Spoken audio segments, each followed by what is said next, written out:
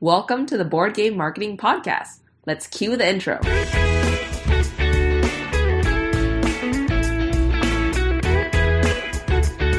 This is the #1 podcast to learn marketing strategies for your board game.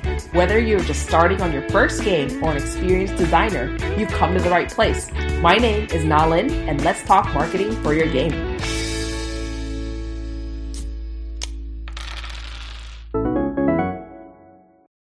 Hello, everyone. Welcome to another episode of the Board Game Marketing Podcast. In this podcast, I interview creators who have successfully funded their ideas on Kickstarter to learn more about their journey to launch and help you formulate your own plan. I also bring on experts in the tabletop space to talk about all the facets of marketing and building your game publishing company. If you've been listening for a while now, you know that I hold nothing back. So in these episodes, be prepared to hear me ask the hard questions and really get down to the finer details. Let's get started. Hi, everyone. Welcome to the Board Game Marketing Podcast. Today, we're very lucky to have Peter on the show, and I'm so excited for everything that he's going to be sharing with us today. So, Peter, welcome to the show. Hi, Nalin. And it's very exciting to be here. Awesome. Love it. So I would really appreciate if you could tell us a little bit about yourself and also the project before we get into the details here. Sure. So my name is Peter Hoang, and I am the game creator based in Singapore. And at the beginning of this year, I was still running financial technology company based in Singapore that was founded by Y Combinator. And after I left that project back in March, I started working on the card game called Alien Puppies together with my wife. So Alien Puppies is a strategic card game with cyberpunk puppies for 2 to 5 players. And the objective is to collect 3 alien puppies in your backyard, which is the space in front of you, and avoid drawing a Armageddon card. And in terms of the rules, you can summarize it as being a mix of Monopoly Deal and Russian Roulette, which was also incorporated in Exploding Kittens card game. Love it. So you mentioned that you were working at like a Y Combinator company before coming into game design. What led you to, start designing games? Yes. So actually, before the Y Combinator company, I was developing mobile games. And I went into the fintech project in 2018, and I was building the app called GoTrade, which was basically Robinhood, a stock trading app for Southeast Asia. And it took us quite some time to get the regulation going. So instead of waiting more, I decided to move on to a more exciting project at the beginning of this year. And I had this idea of creating my first physical product since I noticed that my previous digital products were kind of, so some of them were more successful than others, but they were kind of flying in the air, and I wanted to create a physical product that would stay on people's shelves and homes for years to come. And this is why I wanted to embark on that. And actually, in March, together with my wife, we didn't even intend for this project to go on Kickstarter back then. We just wanted to create a fun game and launch it on Shopify, sell maybe print 1,000 copies of that and see what happens. And when we finished the product, by June, I started to think about how to market the game, and based on my research, going with Kickstarter for the first time creator was the most optimal way to do it as well. And it was kind of scary as well, dealing with potentially hundreds of backers at the time. But after speaking with a couple of other project creators, I had a friend who also launched a successful card game Kickstarter out of Singapore. After speaking to them and also arranging for a call with a couple of other experts, including you, because I came across the board game marketing Facebook group, and then I decided to move forward with this project. I love it. and launch it on Kickstarter. Yeah, there's so much to unpack here. So you were talking about just, creating this game in March. So this is like less than a year before the game, was like already created, launched, and funded. A lot of people, balk at that timeline. What kind of pushed you to do everything in such a condensed timeline? Well, I wanted to approach it in like I would approach other digital products that I've created, which is basically to launch as soon as possible. The concept for this game came way before. I just didn't know what sort of game I like to create, because I know that at the end of the day, whether the game is successful or not is going to be the product market fit, and the way to find the fastest way to find out whether this is the game that people would like to play is to launch it as soon as possible, basically. And we only decided to launch the game on Kickstarter back in June. So we didn't even think about really going as big. This is only in June that I realized, after going through all the designs, getting the project done 90%, that I decided, we are ready. Now we need to figure out the marketing part and how to get our early adopters. And to get to product market fit, I think it's best to launch the game as soon as possible and iterate from there to find out what are the tweaks that you need to make the project more successful and increase the chances of success. And that was our thinking process back then. Got it. And you mentioned that in June, you decided on Kickstarter versus you mentioned Shopify and just creating a Shopify storefront. What drew you to Kickstarter for this game? Yes, so I found out that it was the most optimal way to find the early adopters for the game, and also find out what changes need to be made to the game, the design, and the rules to fit the market. And I thought that if I cannot market the game to 300 people and raise the funds from 200 marketers, this game won't be successful on the wider market release as well. So that was Kickstarter. I thought of Kickstarter as a perfect market validation platform for the product. Got it. So you're approaching this as a very kind of like that product validation standpoint for the game for the wider market by using Kickstarter. Yes, that's right. Got it. Okay. So now it gets to the fun part that I love to really dig into. You're in June and you're like, I have this game. I'm going to go to Kickstarter. How did you start marketing for it? What did you do? So first of all, I arranged for the call with the expert, which was you at the time. And I spoke to a couple of creators, how they managed to gather the early supporters.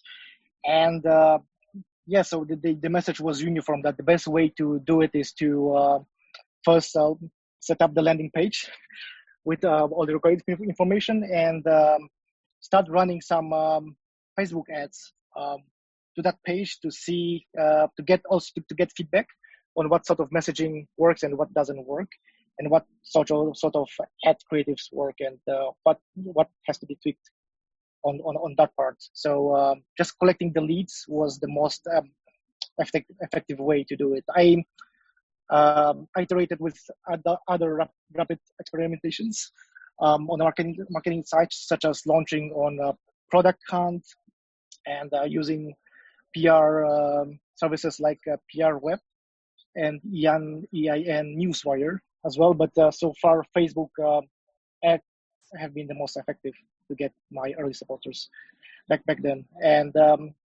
so after they sign up on the email list, I invited them to the Facebook group. And from there, I found out more about who are the potential early adopters for the product. That seems like, a tried and tested formula, but there's a lot of things that can go wrong in this whole entire process. Can you talk to us more about some of the challenges you might have faced setting this all up and creating this whole system? Yes. So first of all, I wasn't the growth. I'm not the growth expert. So building community was the most challenging part for me. On my previous startups, I was the product guy.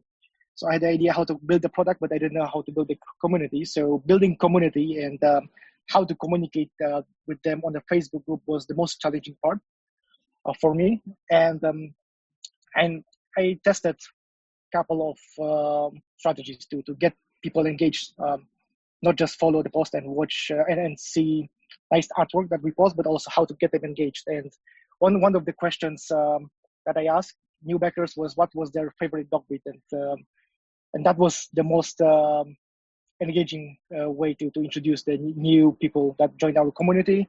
And then I also reached out to them personally, to some of them personally on Messenger to find out more why they are interested in the game, to just kind of understand the thinking process and what is the exact motivation behind that.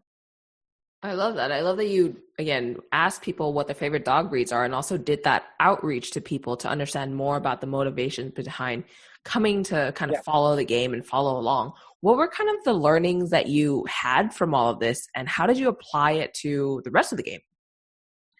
Yes, so I found out that people were more drawn towards the cuteness stuff, cuteness element of the game rather than the science fiction element.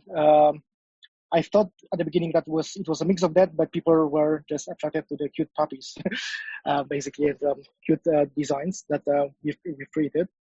So that was one learning. So I tweaked on that, and we also introduced more artworks. People had different dogs. Those were mainly dog owners, so they wanted to incorporate as many breeds as possible. So this is when I came up with the idea to do the expansion for the game. Back in June. So we introduced the Cyberpunk expansion that featured more grown-up dogs, as well as more unique breeds, so that we could incorporate as many dog breeds as possible in our game. So actually now we feature almost 62 dog breeds, which is, I think, more than any other board game or card game that is there in the market. Wow, 62 different dog breeds. And all this came from what people were saying and asking and requesting in your conversations with them. Yes, so that came from the iterations and trying to understand and zooming in to our target users, target players, so to speak. Got it. And a lot of people have this trouble of kind of zooming into, like you were saying, target users, target players. How did you kind of visualize them in your head, and how did you articulate them into, creating ads or targeting on advertising, for example? Well, running the ads was I made some mistakes at the beginning by not narrowing down the Kickstarter audience, because obviously they are the crowdfunding audience is different from the more mass audience that's buying the product on Amazon, for example. So I zoomed in by targeting, by narrowing the audience to Kickstarter and Indiegogo users on there, and I tried to zoom into those few hundred or few thousand people who might be potentially interested in the game. And Facebook, it's the perfect platform for that, because no other advertising platform allows you to zoom in as much.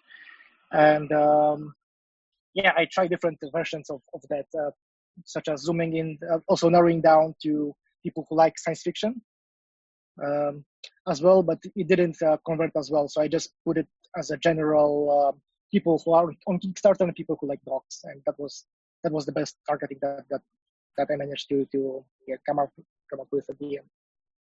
Got it. And so it seems like, again, you mentioned that you tried a lot of things, and Facebook ads seem to be kind of the most effective platform to find these people who are interested in the game, right?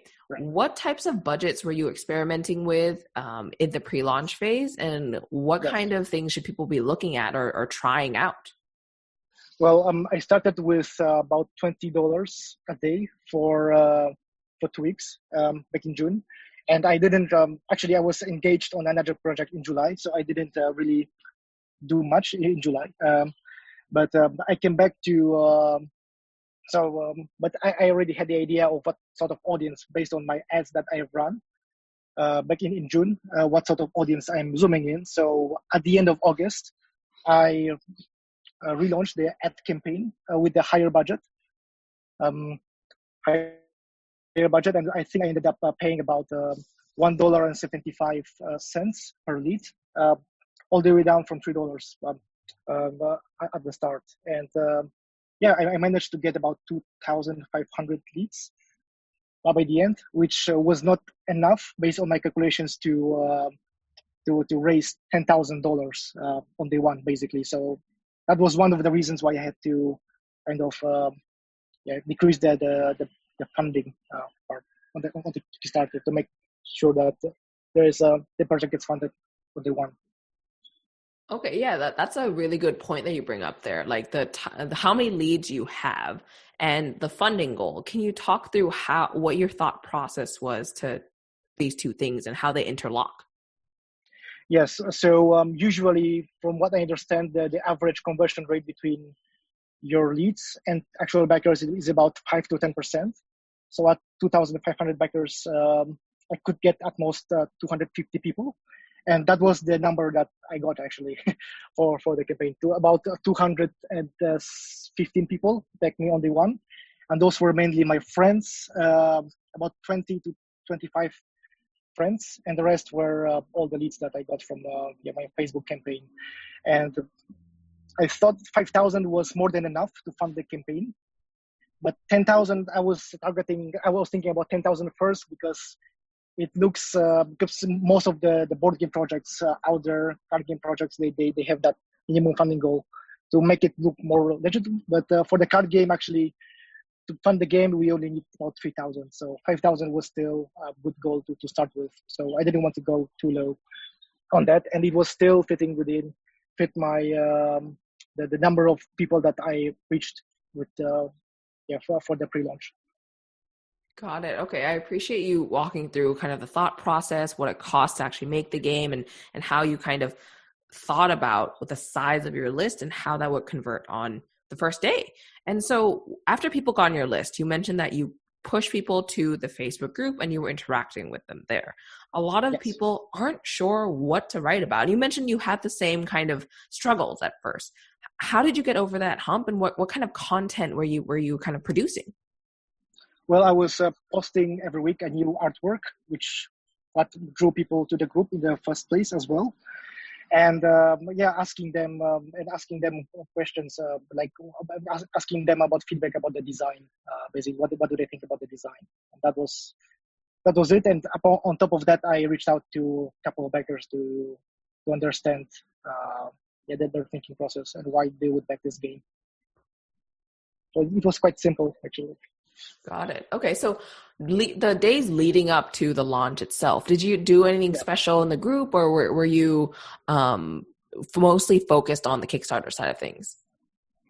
I tried to direct as many people as possible to my Kickstarter page, and getting the backers to click notify me on launch button as well. So I sent 2 or 3 emails prior to launch, asking the backers to sign up on the notify me on launch button, because I noticed that the open rates for my subsequent emails were quite low, standing at about 25 to 28% at the time, because after a couple of emails, the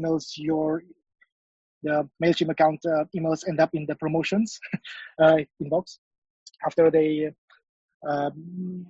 calculations on the back end. So by getting people to sign up on notify me on launch button, I'll make sure that they will get the notification from Kickstarter in their primary inbox, since Kickstarter has a very high email authority on that. And on top of that, I also ask people to subscribe to a messenger bot that I've created with ManyChat. ManyChat is a software used to create messenger chatbot, and since Messenger has much higher delivery rates than emails, I think that was one of the greatest contributors that made a difference on the launch day, because I think about 60 people signed up on that, and 50 people who subscribed to ManyChat, they were one backers as well. Wow. Okay. So Messenger subscribers, can you talk more about how that was set up, and also how you got people to subscribe? Was it just kind of like a call for everyone in the group to subscribe and 60 people came in, or were you messaging them directly? I sent the email in one of my pre-launch emails to encourage them to subscribe. and to get notified the second it is out, because there is automation there. And I also ask people in the group 3 or 4 times to sign up on the messenger, and that was a very interesting experience. It doesn't take much time to set it up. I got it figured out in about 3 to 4 hours as well. And the platform itself is very simple to use. We just need to drag and drop a couple of flows and set up the timing at which you would send a notification when the game launches. That's really cool. And 50 out of 60 as a day one backer, that's a great win, a huge percentage. Yes. So Messenger has the highest delivery rates among all the other communication platforms, because people might not be checking their email all the time, but people whom you've targeted via Facebook ads, 95% of them are Messenger all the time, and they would get Messenger notifications straight to their phone. So that was a big finding for myself for this campaign. Got it. Wow, that's again really incredible. Now that you're on, you've kind of pushed everyone towards the campaign and you've launched. What was it like on launch day? A lot of people coming into Kickstarter for the first time, they don't know what to expect. How was it for you? Well, I had about 50 people that were first-time backers on Kickstarter, and they had a lot of questions, and they just asked them on my Facebook group, basically. So so whoever didn't know how to do it, I would just send them personal message on Facebook or in the Facebook comments. And I also included a small section at the end of my Kickstarter page. If they are the new backer, here are the steps to basically back this project. So I already accommodated the first-time backers, potential issues with the first-time backers in the Kickstarter page itself. Got it. Okay. Yeah, no, that's a really great idea. And for the rest of the campaign, I know, a lot of people struggle in the middle or kind of have a slowdown, and then they kind of like freak out. Like what were your plans to market and get the word out throughout the middle of the campaign? So I had some reviewers lined up during that time, and I had 2 previews that were out during the campaign, and ongoing Facebook advertising. I also used a marketing agency at the beginning, but we didn't see the return on ad spend that we expected. So I decided to do it myself for the rest of the campaign, and also just to learn. Because one of my motivations to do this project was also to learn itself. So I wanted to be very hands-on on that front as well. Got it. Was there anything in particular that, were kind of surprises for you during the campaign phase itself? Well, when I sent the update on Tuesday of my second week, a lot of people backed out because Tuesday is the most popular day to launch the project. So I learned not to send the update. I limited the number of updates. It's possible that were non-promotional, and I avoided sending the update on Tuesday. Basically. So that was a big learning for me. That's a really good point. A lot of people are looking at a ton of Kickstarters launching on Tuesday. Yes. For sure. And also when you send the update, there is also a suggested recommended projects at the end. So some of those people would choose to switch projects basically with every single update. So yeah.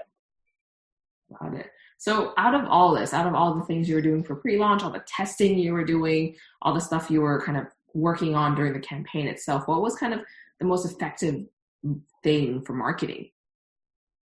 It was Facebook ads and tweaking the messaging on the Facebook ads, what sort of creatives work.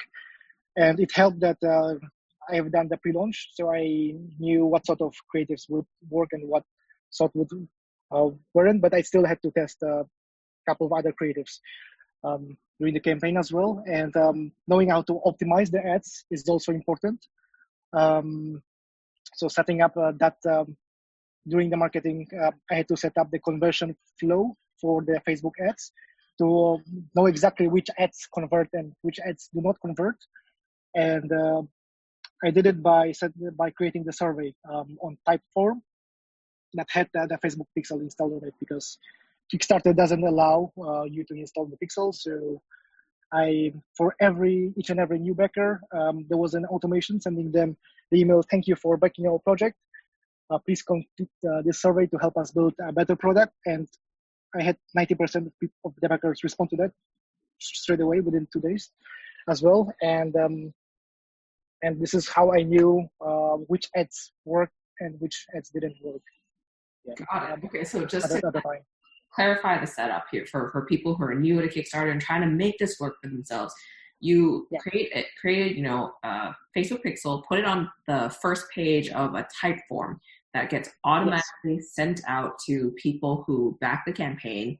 And so once they back the campaign and they click into it, on the Facebook Business Manager interface itself, you will be able to track that with particular ad units. Yes, exactly. And this is what enabled me to also turn off the ads that were not performing, and just to allocate the budget to the ones that were doing well during the campaign.